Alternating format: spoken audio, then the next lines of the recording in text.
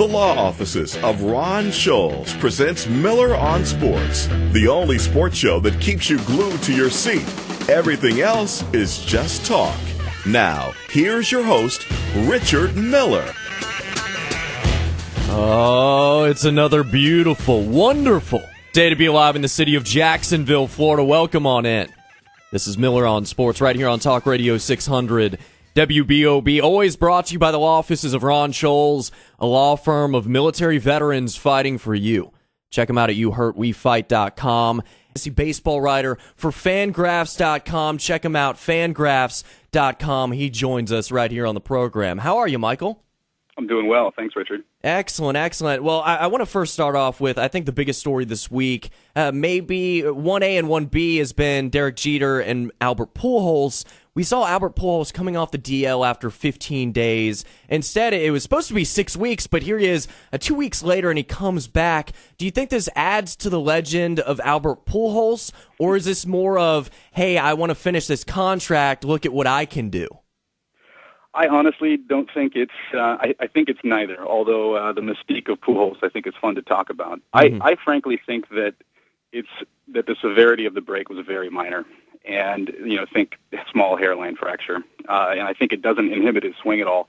You just have to believe that the Cardinals training staff wouldn't take huge risks with their best player and rush him back, and I just don't believe that it was Albert Pujols saying, "I'm fine, put me back in." You have to believe that the medical staff x-rayed the bone and they believe that it was healed.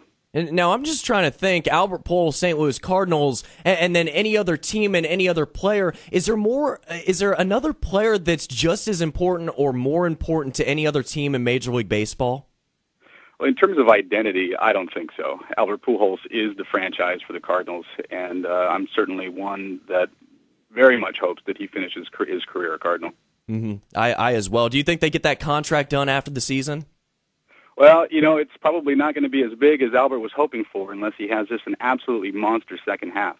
So if his tag comes down, you got to believe that they'll make a pretty good run, but it's sounding a lot like the Chicago Cubs are going to have a pretty good shot at landing him, so it'll be interesting to see how that plays out. Well, you talk about teams and identities. I think Derek Jeter and the New York Yankees have to be right up there. If you think DJ number 2 and New York Yankees, he's on his quest for 3,000 hits. He's only 2 away. What do you think of all this? Is it impressive, or is it just okay for Derek Jeter? Well, it's remarkable. It really is. 3,000 hits is a lot of hits. He ranks, I think, 28th all-time in hits, all-time baseball, and ranks only behind Ripken and Robin Yount for total hits by a shortstop. He's just too shy of 3,000. It'd be really nice if he could get the 2 in before the All-Star game. He's got, I believe, Hellickson and David Price and James Shields in his next 3 games, so it's going to be a tall order. But he really ought to be able to get those 2 hits by the All-Star game. And Michael, you're a fantasy baseball writer for Fangraphs.com, so you talk about this all the time. You write about it all the time. Derek Jeter as a shortstop, is he still productive as a fantasy baseball player? That's a tough question. I was kind of hoping you wouldn't ask me that. The short answer is no. He's not having a great year right now. There are a lot of other shortstops that are playing at a much higher level than Derek Jeter is right now. But you can't discount what he means to the Yankees in terms of their identity. Girardi wants to have him hitting at the top of the lineup, so it's pretty important what his production means to that group. And he's not having a great year this year. He's hitting less than 260, not a lot of power, not a whole lot of speed. But he gets on base, and he scores runs for him. Well, breaking news right here on Miller on Sports. The Rockets' Yao Ming has decided to retire from the NBA, according to Yahoo Sports. We're talking with Michael Barr right here on the program, fantasy baseball writer for Fangraphs.com. And Michael, I've been thinking about this the last couple days because nobody's really been talking about Jim Thome, his quest for 600 home runs, which is actually a smaller group than the 3,000 hit list. In your opinion, what is more important? Is it 3,000 hits or is it 600 home runs? Well, there's not many people on the 600 home run list. So I would, I don't know. Those are both pretty tremendous accomplishments. But, consider that Thome has I think a little over 2,200 hits. He's played a little bit longer than Jeter, probably been dinged up a little bit more, but 600 home runs is pretty remarkable in terms of an accomplishment for sure. And do you think it's something, because when we look at the 600 home run list, we think, okay, well, those guys have to be juicing, so therefore it's not nearly as important. And also, Derek Jeter almost has this mystique about him of he's the guy next door, he's handsome, he's got everything going for him. And Jim Thome, let's be honest, he's kind of beat up looking, and he's rugged. But Derek Jeter, he's that handsome looking guy. Do you agree, Michael? Do you agree? I think you just insulted Jim Thome's mother. Oh, that's okay. No, I remember watching Jim Thome when he first came up with the Indians, and I remember just screaming at the TV that nobody can swing that hard with that kind of an uppercut and last in the league. I mean, it looked like he was trying to hit the ball 600 feet every single time he came to the plate. And sure enough, he's managed to play for 20 years, and he has some just tremendous years mixed in there. So Jim Thome is an awfully impressive player. And so that begs a question, is Jim Thome, is he Hall of Fame worthy? I think so. Is he first ballot? I doubt it, but I think he gets in. And Michael, I wanted to ask you too, while we're talking about home runs, it's all about the long ball, at least according to Tom Glaffin and Greg Maddux, but do you enjoy the home run derby?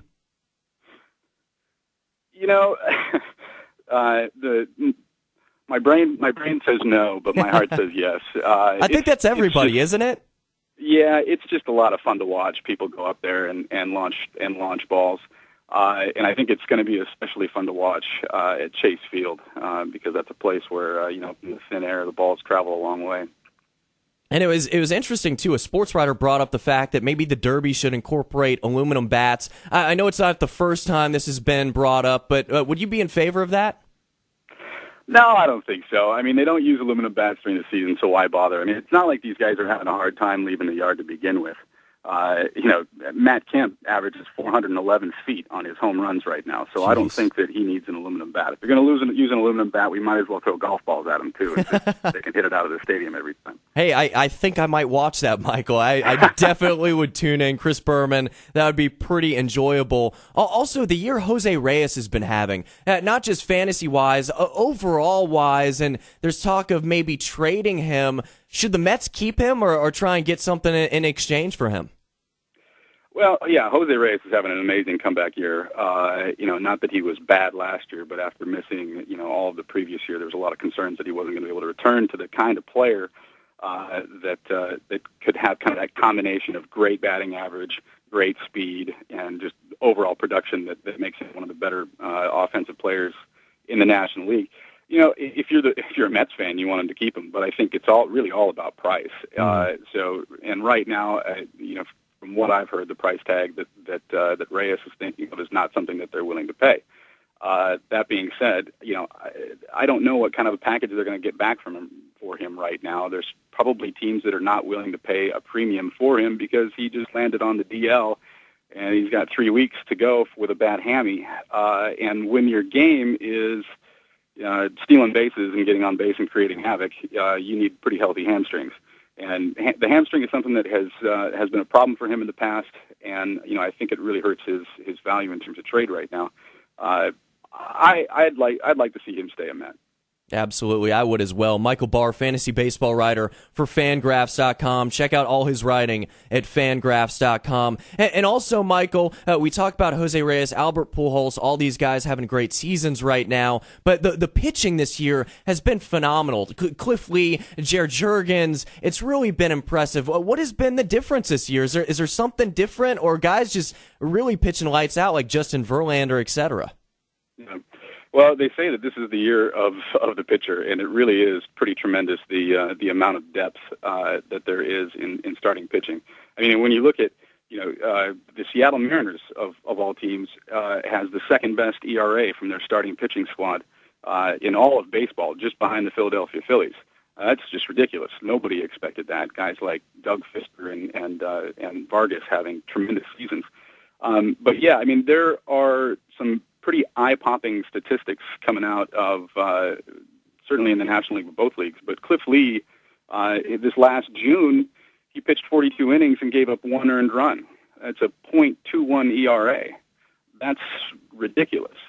And so he's just missing a lot of bats. And I don't know, he's got basically the same repertoire that he's had in the past, but he's pitching at a level that even Cliff Lee is probably surprised by. Michael, real quick before we go to the break, the 2012 season, I mean, let's be honest, we always look to the future. For the 2012 fantasy baseball draft, who do you think goes number 1 overall? Oh, golly. You totally caught me off guard with that one. People say I have some good questions sometimes, Michael, so I'll take that as a compliment. Yeah. Well, a lot of it's going to depend on what happens with guys like Troy Tulowitzki, Joey Votto, and Albert Pujols coming into the second half of the season. Matt Kemp is also a guy that starts to emerge as a possibility because he's on a 40-40 pace right now, which is just ridiculous. So those are some names that I'm sure that would emerge up towards the top of the list. Excellent. Michael Barr, fantasy baseball writer for Fangraphs.com, joining Miller on Sports. Michael, I appreciate it, and we'll talk again very soon. All right, thanks, Richard. All right, Michael Barr. Check him out at Fangraphs.com. He's a fantasy baseball writer. Baseball in full swing. Pun intended. Coming up, it's the Florida News Network. We've got Myron Lewis. He's on deck, cornerback for the Tampa Bay Buccaneers. Will join the program. You're listening to Talk Radio 600, WBOB.